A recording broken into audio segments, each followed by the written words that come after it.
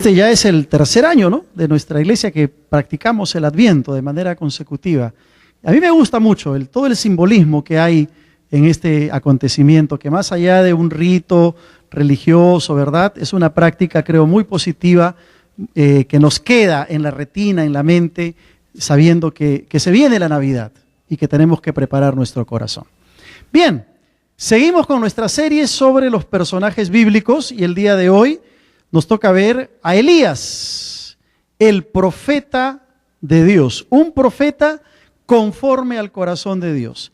Y voy a pedirles que abran sus Biblias en Primera de Reyes, en el capítulo 18. Y antes de leer y desarrollar el tema, yo quiero de que podamos pensar un poquito en quién fue Elías, este profeta que Dios levantó. Él fue un profeta hebreo, judío, por cierto, vivió en el siglo IX antes de Cristo.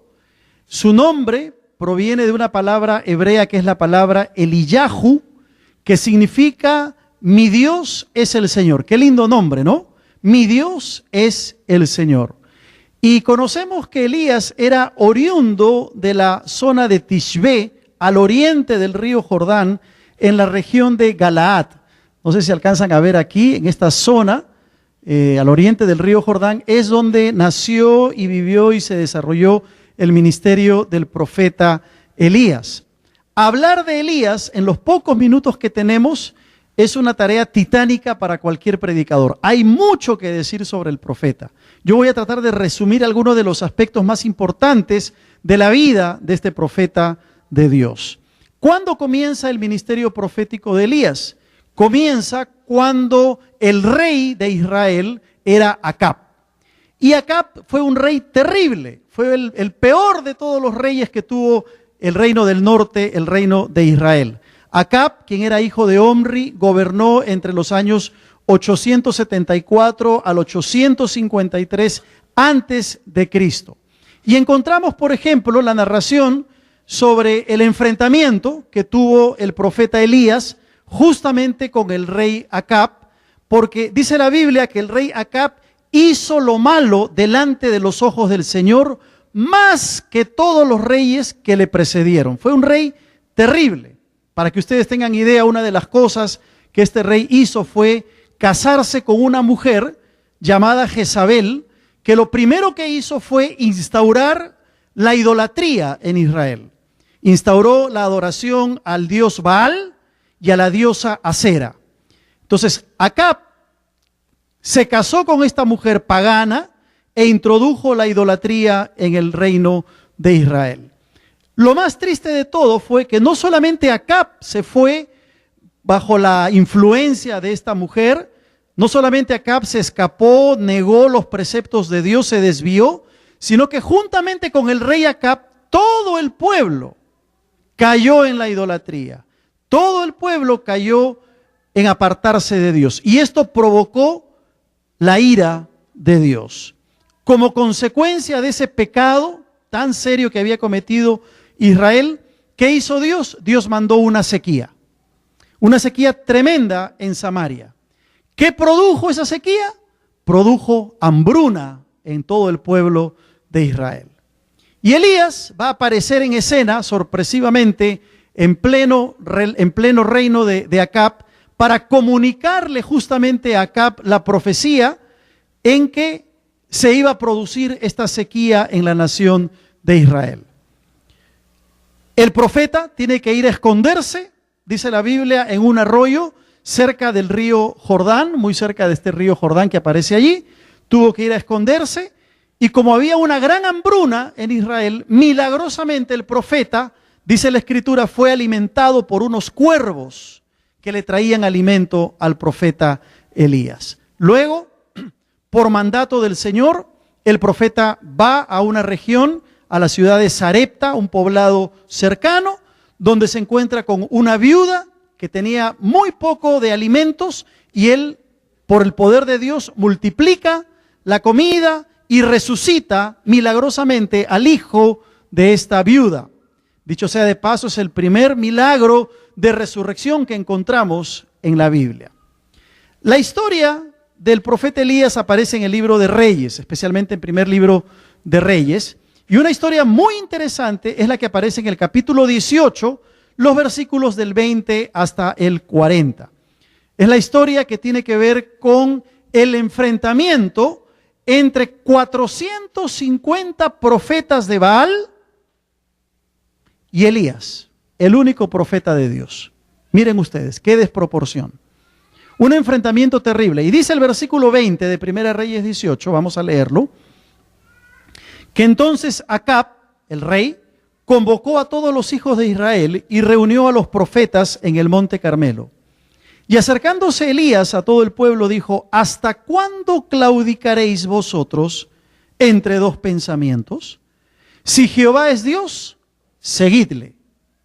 Y si Baal, id en pos de él.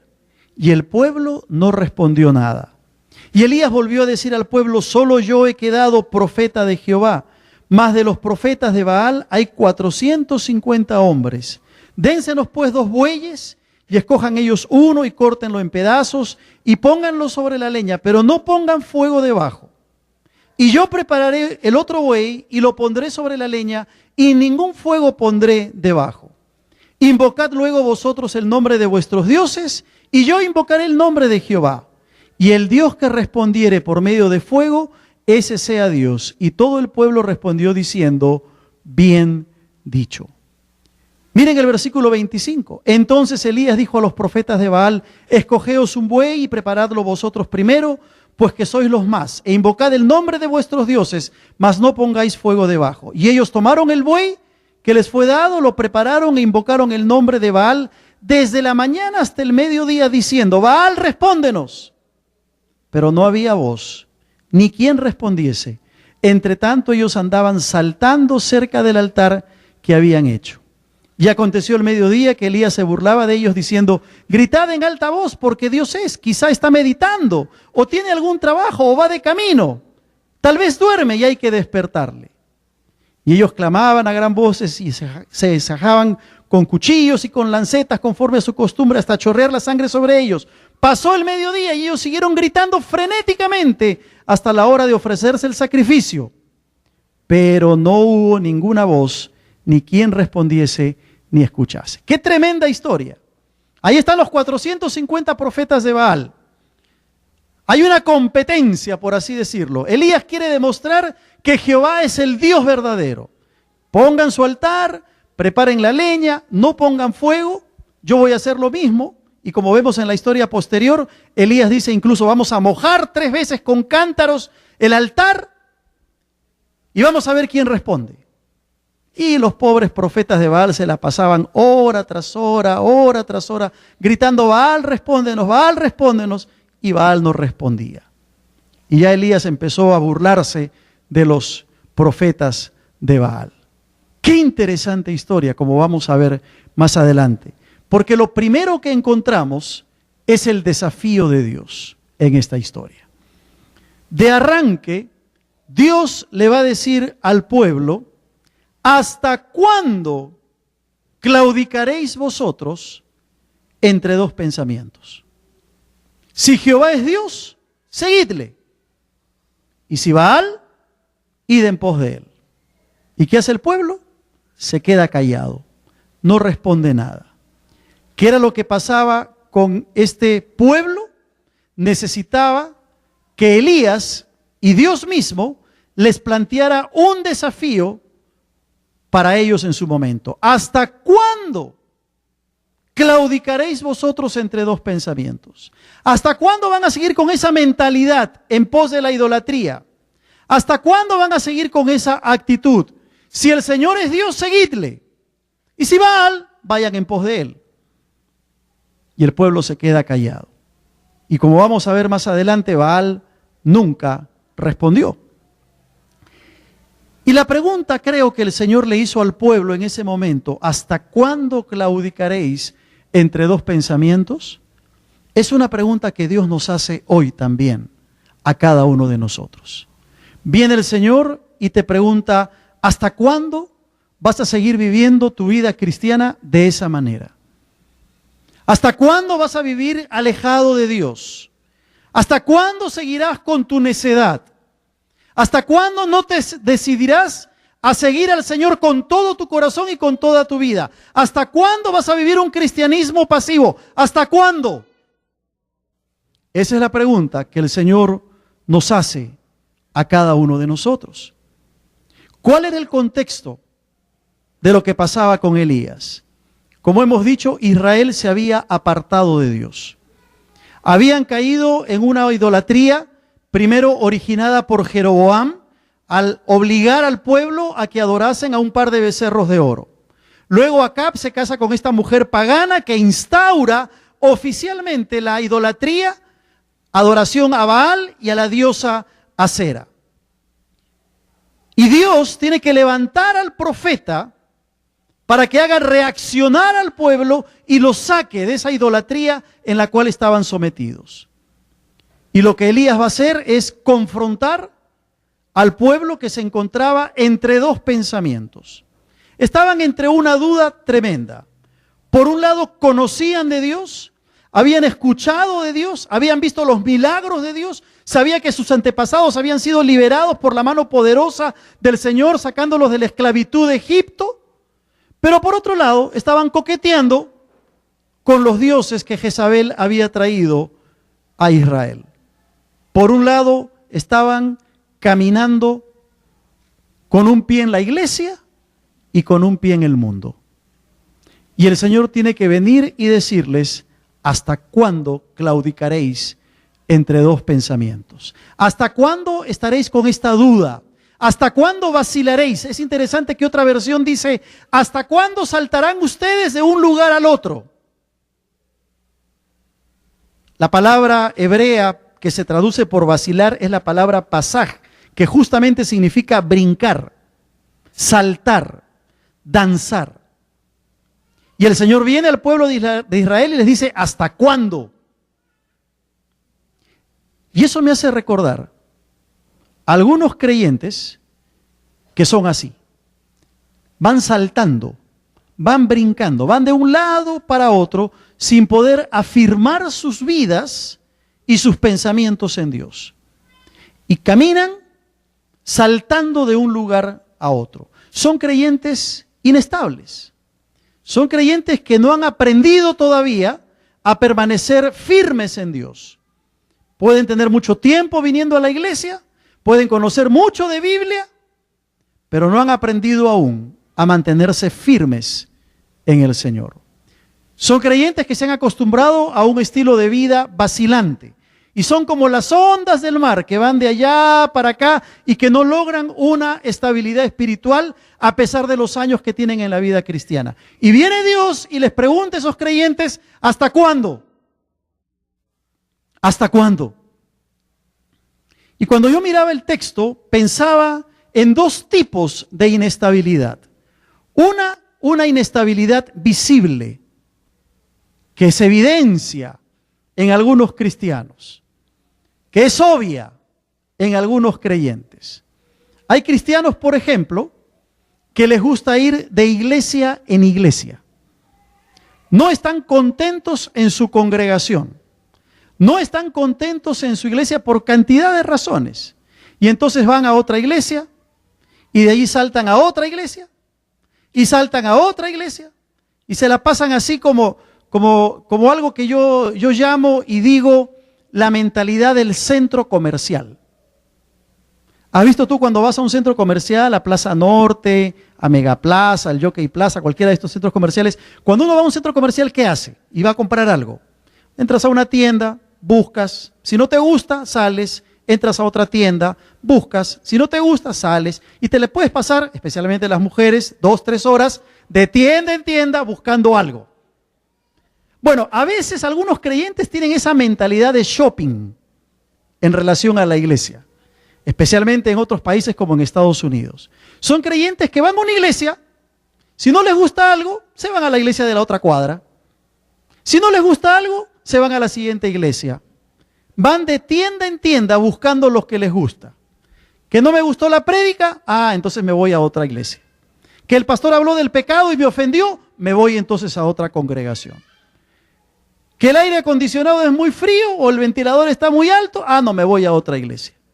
Y empiezan con una inestabilidad evidente, visible, buscando la iglesia perfecta. Y como yo siempre digo, si encuentras la iglesia perfecta, no vayas, porque va a dejar de ser perfecta. ¿Ya? No hay iglesia perfecta.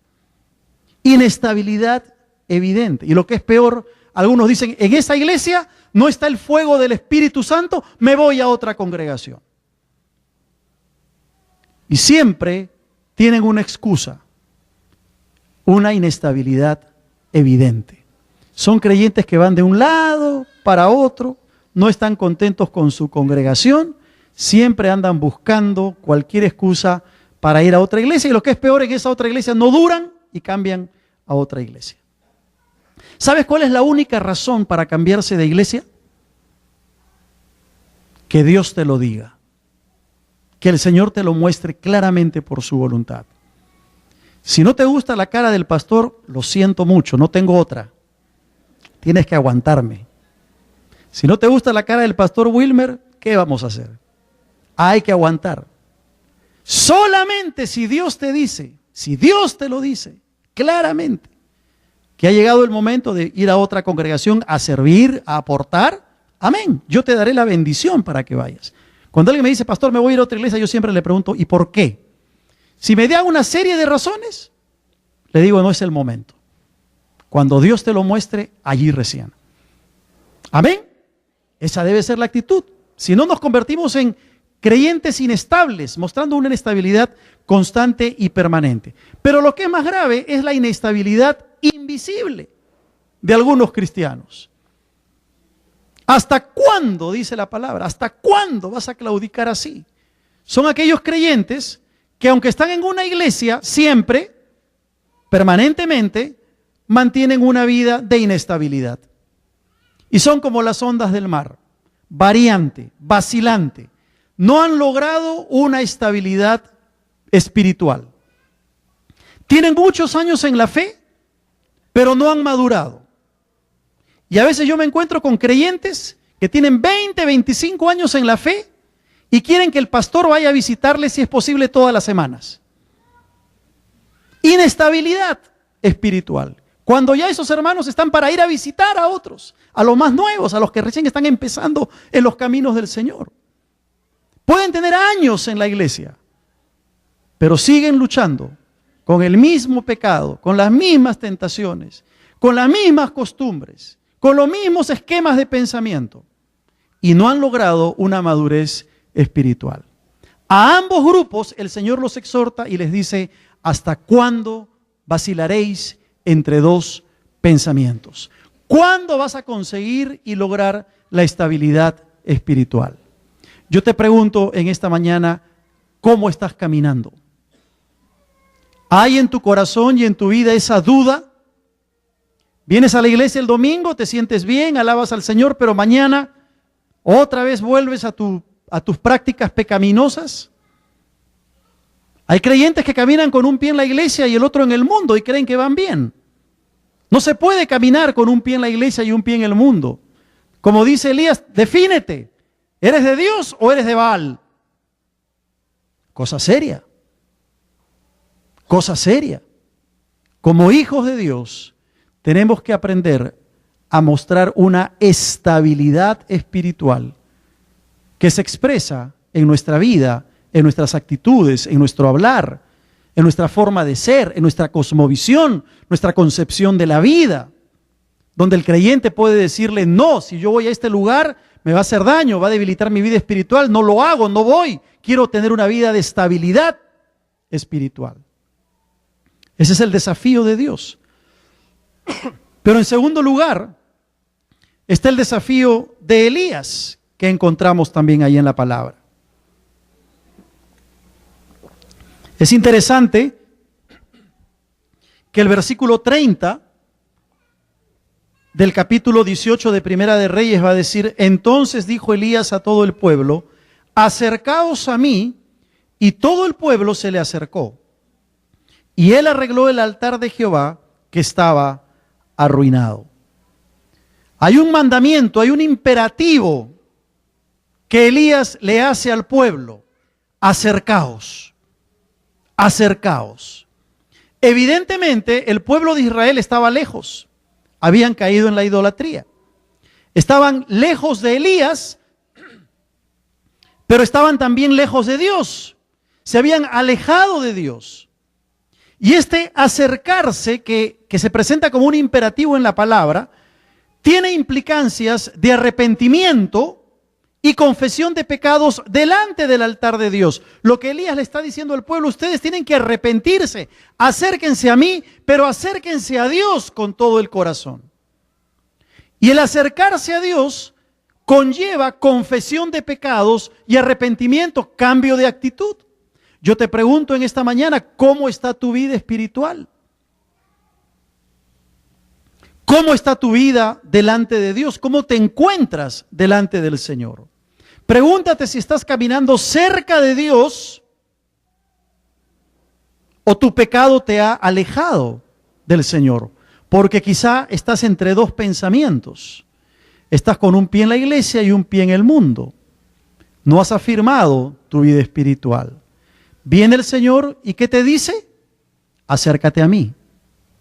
Acércate a mí. Es la única forma en que puedas conseguir esa estabilidad. Y es bien interesante porque la palabra de Dios, en varias ocasiones, cuando habla de acercarse a Dios, lo dirige a hombres y mujeres que están caminando entre dos pensamientos, que no han definido estabilidad espiritual. Mira lo que dice Santiago en el capítulo 4, en el versículo 8. Acercaos a Dios, ¿y qué cosa? Él se acercará a vosotros. ¡Qué lindo! Hasta ahí es hermoso lo que dice la palabra, pero mira lo que dice a continuación. Pecadores, limpiad las manos. Y aquí viene lo que estaba explicando. Y vosotros, los de doble ánimo, los que caminan entre dos pensamientos, los que están con un pie en la iglesia y en el mundo, los que no han logrado estabilidad espiritual, los de doble ánimo, purificad vuestros corazones. Es interesante que el llamado a acercarse a Dios es para todos aquellos que están llevando una doble vida, una vida de doble ánimo, los que van vacilando y claudicando entre Dios y el diablo, entre dos pensamientos. Y el perdón y el arrepentimiento tienen que ver con la confesión, pero también tiene que ver con la pureza de corazón, con que el corazón esté limpio. Tanto Elías como Santiago coinciden con el hecho de que acercarse a Dios es un llamado para todos aquellos que tienen una vida de inestabilidad espiritual. Te pregunto, ¿cómo es tu caminar cristiano? ¿Cómo estás caminando en la vida cristiana? ¿O tiene que venir el Señor y decirte hasta cuándo? ¿Hasta cuándo vas a seguir así? ¿Hasta cuándo vas a seguir viviendo de esa manera? ¿Hasta cuándo vas a seguir con esa inestabilidad que te caracteriza? Cuando vamos al libro del profeta Isaías en el capítulo 55, el profeta va a decir: buscad al Señor mientras puede ser hallado. Llamadle en tanto que está cercano. Deje el impío su camino y el hombre inicuo sus pensamientos, y vuélvase al Señor, el cual tendrá de él misericordia, y al Dios nuestro, el cual será amplio en perdonar. El llamado es a buscar al Señor. Y dice: busquen al Señor mientras puede ser hallado, mientras es posible encontrarlo. ¿Qué quiere decir esto? Que pueden haber momentos en la experiencia de la vida cristiana en que buscamos a Dios, pero no lo encontramos. ¿Y sabes por qué no lo encontramos? Porque hemos perdido la sensibilidad espiritual. ¿Sabes por qué no lo encontramos? Porque nuestro pecado nos ha alejado de Él y hemos caído en una tremenda inestabilidad espiritual. Te pregunto, ¿cuán cerca estás de Dios? ¿O te acercas a Él solamente cuando vienes a la iglesia el día domingo? Qué lindo, salgo bendecido, escuché de Dios, qué bendición alabar al Señor, y a partir de entonces vives una vida lejos de Él. Cuidado. Dios te pregunta, ¿hasta cuándo? Y tu respuesta debe ser: Señor, me quiero acercar a ti hoy. Es interesante porque el versículo 30, la parte final, dice que él arregló el altar de Jehová que estaba arruinado. Elías tiene que arreglar el altar de Dios que se describe como arruinado. ¿Por qué estaría arruinado? Sin duda estaba arruinado por la negligencia del pueblo. El altar significaba la presencia de Dios. El altar era muy sagrado y el pueblo, con su idolatría, con su pecado, lo había echado abajo, lo había arruinado. Por una vida de desobediencia, habían arruinado y ahora eran incapaces de poder presentar adoración a Dios. ¿Cómo iban a presentar adoración en un altar que había sido arruinado por la idolatría y el pecado de Israel? No había forma. El altar había sido arruinado. Yo te pregunto en esta mañana, ¿cómo está el altar de tu vida? ¿Cómo está el altar de tu hogar? ¿Cómo está el altar de tu familia? ¿Cómo está el altar de tu vida privada, que solo la conoces tú y Dios? Cuando el altar nuestro está arruinado, no podemos traerle a Dios adoración. Eso pasó con el pueblo de Israel. Hasta que no se solucionó el problema del altar, Israel no pudo adorar a Dios. Exactamente sucede igual con nuestras vidas. Mientras tenemos el altar de nuestra vida arruinado por el pecado, por costumbres, por pensamientos, por estilos de vida, mientras está arruinado, no podemos traer adoración al Señor. Pero la buena noticia es que Elías pudo restaurar el altar de Dios. ¿Cómo restaura Dios nuestro altar? ¿De qué manera Dios va a restaurar el altar de tu vida? Mira el versículo 38, qué interesante. Dice así: entonces cayó fuego de Jehová y consumió el holocausto, la leña, las piedras y el polvo, y aún lamió el agua que estaba en la zanja. ¡Qué interesante! La única manera como el altar pudo ser restaurado fue cuando Dios envió fuego del cielo.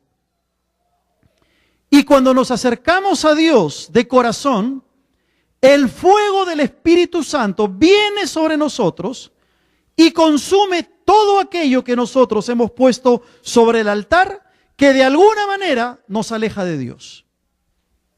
Pensamientos, actitudes, costumbres, estilos de vida, tienen que ser puestas en el altar de Dios para que el fuego de Dios lo consuma, nos limpie, nos haga más santos y nos permita encontrar estabilidad en la vida cristiana. No hay otra forma, no hay otra manera en que la vida va a ser limpiada y santificada, a menos que tú y yo dejemos que el fuego de Dios consuma todo lo que tiene que consumir en nosotros. Amén. No hay otra forma. No hay un camino más corto.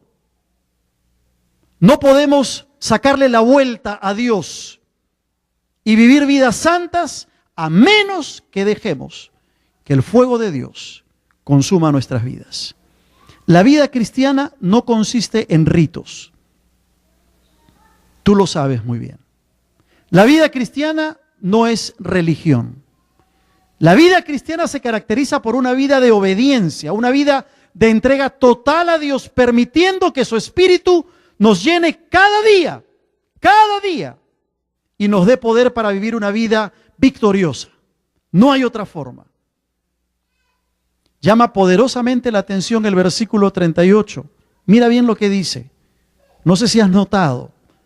Dice que el fuego de Dios consumió primero el holocausto, consumió la leña, consumió las piedras, consumió el polvo y como para que no haya duda, dice que aún lamió el agua que estaba en la zanja. O sea, dice que el agua que Elías mandó poner para que no haya duda de que Dios se iba a manifestar con fuego del cielo, aún el agua que estaba en la zanja fue lamida por el fuego de Dios. ¿Qué quedó de ese sacrificio? Nada. No quedó nada. Absolutamente nada. ¿Y sabes por qué? Porque cuando el fuego de Dios cae sobre la vida de un creyente, no queda nada. ¿De qué está hablando el pasaje? Está hablando, por un lado, de la santidad de Dios, pero nos está recordando que Dios es fuego consumidor y que Dios no coquetea con el pecado, no tolera el pecado, y que Él quiere de cada uno de sus hijos una vida de santidad. ¿Sabes cuál es el problema de algunos cristianos? No es que no van al altar de Dios, no es que no van al altar del Señor. El problema de algunos cristianos es que van al altar de Dios, pero solo para calentarse, para ser quemados, pero no para ser consumidos. Ahí está la diferencia. Si tú vienes al altar de Dios solamente a calentarte, a disfrutar del espectáculo del fuego, quizá a quemarte un poco con el calor, pero no eres consumido por el fuego de Dios, a las finales tu vida va a ser una vida de inestabilidad espiritual. Queremos que Dios nos bendiga, pero no estamos dispuestos a ofrecer nuestra vida en sacrificio. Queremos al Dios buenito, al Dios que nos bendice, que nos sana, que nos provee, pero nos olvidamos de ese Dios que no tolera el pecado y que es fuego consumidor. ¿Te acuerdas lo que dice el apóstol Pablo en Romanos? Así que, hermanos, os ruego por las misericordias de Dios que presentéis vuestros cuerpos en sacrificio vivo, santo y agradable a Dios. Te pregunto, ¿le has entregado la totalidad de tu ser a Dios o estás guardando algunas áreas para ti? Sí, Señor, te entrego mi vida, pero mi billetera y mi bolsillo, déjamela que yo la administre. Esa no te la voy a dar. No, ¿para qué voy a ofrendar? ¿Para qué voy a dar mi ofrenda misionera? ¿Para qué voy a diezmar? Lo siento, Señor, ten tu control sobre todas las áreas, menos sobre mi billetera. Esa me encargo yo la administro, no te preocupes. Te entrego toda mi vida, Señor. Pero mi tiempo es mío. No me pidas que te sirva. No me pidas que vaya al culto de oración. No me pidas que vaya más a la iglesia, Señor. El tiempo es para mí, para disfrutar, para estar con la familia, jugar, hacer un montón de cosas, pero encárgate de toda mi vida, menos del tiempo. ¿Sabes qué es eso? Estás disfrutando del calor del fuego, pero no estás dejándote ser consumido por el fuego de Dios. No estás dejando que Dios, en el buen sentido de la palabra, queme todo aquello que tiene que quemar en tu vida, que estorba tu comunión con Dios. Para vivir vidas de santidad, necesitamos ser consumidos por el fuego del Espíritu Santo. Y eso implica una vida de oración. Eso implica una búsqueda de Dios. Eso se llama santidad.